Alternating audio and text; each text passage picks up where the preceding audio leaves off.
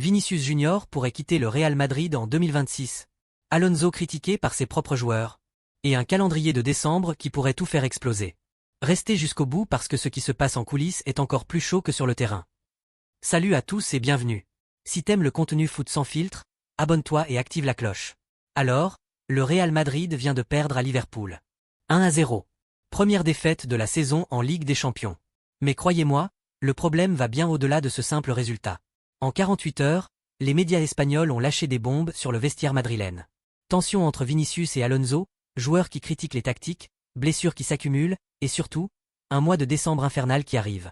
Aujourd'hui, on va décortiquer toutes les news brûlantes du Real Madrid, et je vais vous révéler pourquoi les 3 prochaines semaines pourraient définir toute leur saison. Accrochez-vous, ça va secouer.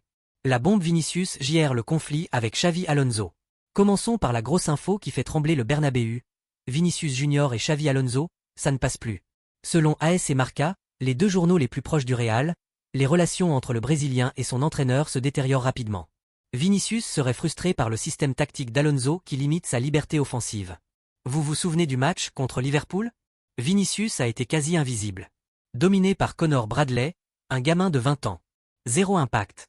Et après le match, pas un mot. Pas d'interview. Rien. Les médias espagnols affirment qu'un joueur du Real, dont le nom n'est pas cité mais qu'on devine facilement, serait ennuyé par les tactiques trop rigides d'Alonso. Ce joueur estime qu'Alonso bride la créativité individuelle au profit du collectif. La vente en 2026? Et là, ça devient fou. Plusieurs sources espagnoles évoquent une possible vente de Vinicius en 2026 si la situation ne s'améliore pas. 2026. Dans 1 an et demi. Manchester City serait déjà à l'affût. Ils auraient fait une offre informelle pour tester les eaux. Le montant évoqué? Entre 150 et 200 millions d'euros. Une somme colossale. Florentino Pérez, le président du Real, doit gérer cette situation explosive. D'un côté, Vinicius est l'un des meilleurs joueurs du monde, finaliste du Ballon d'Or. De l'autre, Xavi Alonso est l'entraîneur qu'il a choisi pour construire le projet à long terme. Qui va gagner ce bras de fer? Honnêtement, je pense que si les résultats ne suivent pas, c'est Alonso qui sautera. Pas Vinicius. Un joueur de ce calibre, tu ne le vends pas. Un entraîneur, même légende du club, ça se remplace. L'impact sur le vestiaire. Mais au-delà de Vinicius, c'est tout le vestiaire qui semble divisé. Certains joueurs adorent la discipline tactique d'Alonso. D'autres, les créatifs, les dribbleurs, se sentent bridés. Mbappé, par exemple, lui aussi habitué à avoir toute liberté au PSG, doit maintenant respecter des consignes strictes.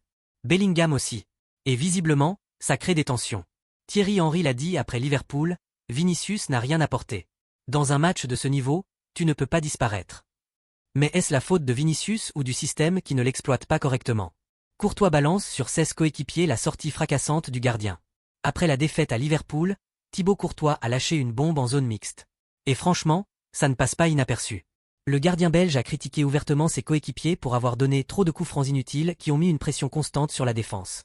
Je cite, « On a donné des coups francs bêtes dans des zones dangereuses. Liverpool vit de ça.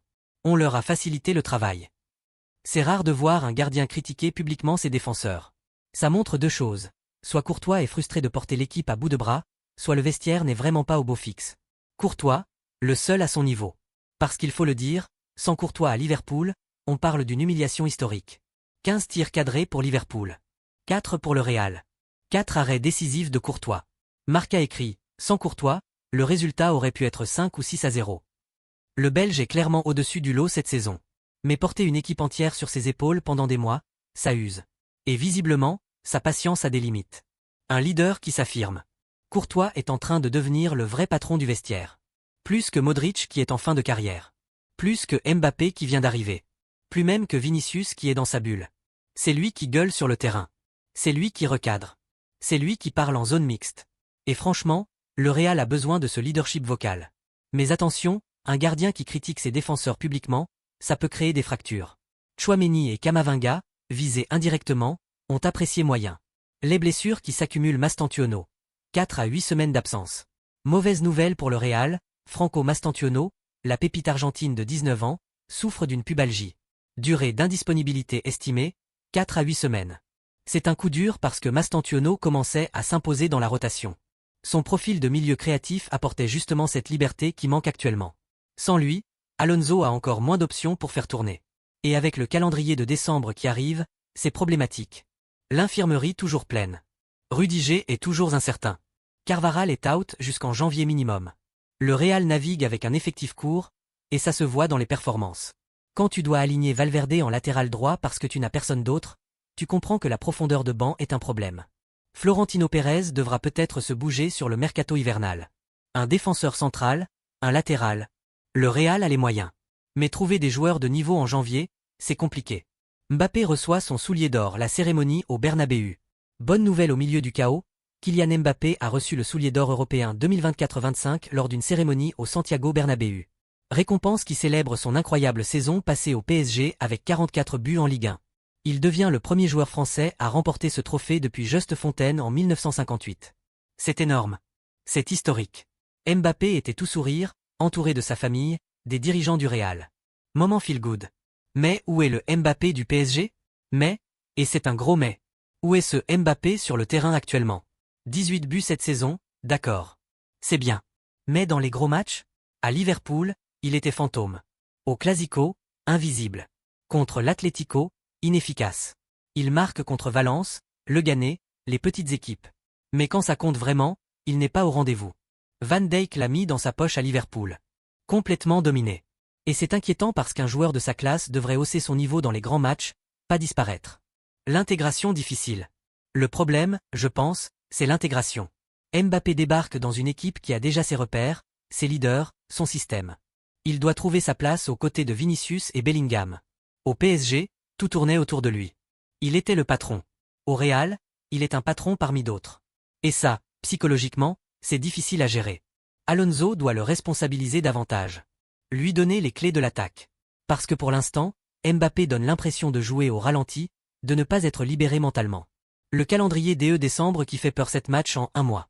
Parlons maintenant du vrai danger qui guette le Real Madrid, le calendrier de décembre. 7 matchs en un mois. 7. Dont plusieurs déplacements compliqués et des chocs européens. Si vous pensez que novembre était difficile, vous n'avez encore rien vu. Les matchs pièges. Mercredi 4 décembre, Athletic Bilbao vs Real Madrid. San Mamés. L'un des stades les plus chauds, les plus hostiles d'Espagne.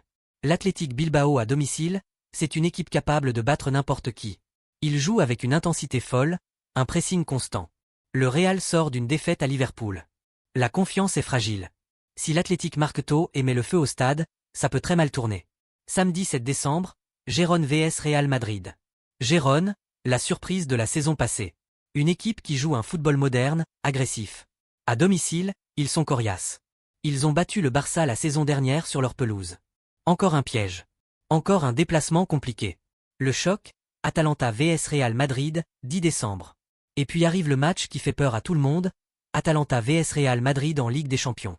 Bergame. Le stade Gewiss. L'Atalanta de Gian Piero Gasperini. Si vous ne connaissez pas l'Atalanta, laissez-moi vous éclairer. C'est l'une des équipes les plus spectaculaires, les plus intenses d'Europe. Ils viennent de gagner l'Europa League. Ils jouent un football ultra-offensif, avec un pressing démentiel.